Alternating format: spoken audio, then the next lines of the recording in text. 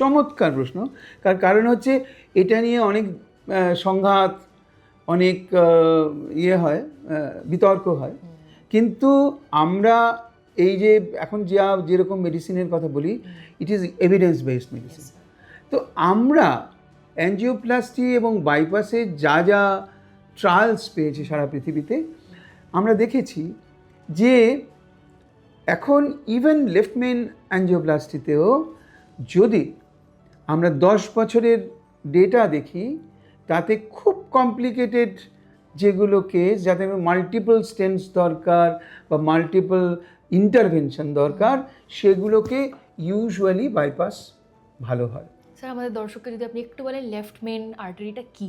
আমাদের শরীরে যেটা মেইন করোনারি আর্টারি, সেটা হচ্ছে বাঁ দিকের ধমনী, আরেকটা আমরা বলি ডান দিকের ধমনী।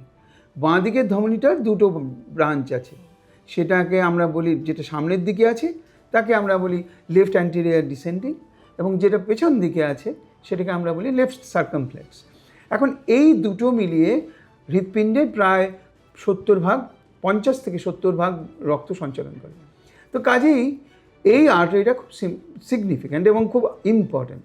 কাজেই সেখানে যদি কারো ডিজিজ থাকে এবং সেই ডিজিজটা যদি তার সঙ্গে যদি আরও মাল্টিপল জায়গায় ডিজিজ থাকে, সেই সব পেশেন্টের ক্ষেত্রে বাইপাস খুব ইম্পর্ট্যান্ট। কিন্তু মনে রাখতে হবে, বাইপাস সার্জারি এবং অ্যাঞ্জিওপ্লাস্টিতে মর্টালিটি বা মৃত্যুর হার almost same for the first 10 years।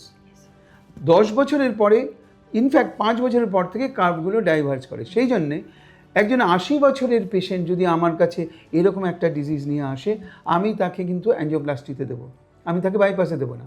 কারণ তার যদি আমি আয়ুষ্কাল ধরি, সেটা 10 বছরের মধ্যে তার যা হবার হবে, সে বেঁচে থাকলে এবং ভালোভাবে কাটাতে পারলে যথেষ্ট।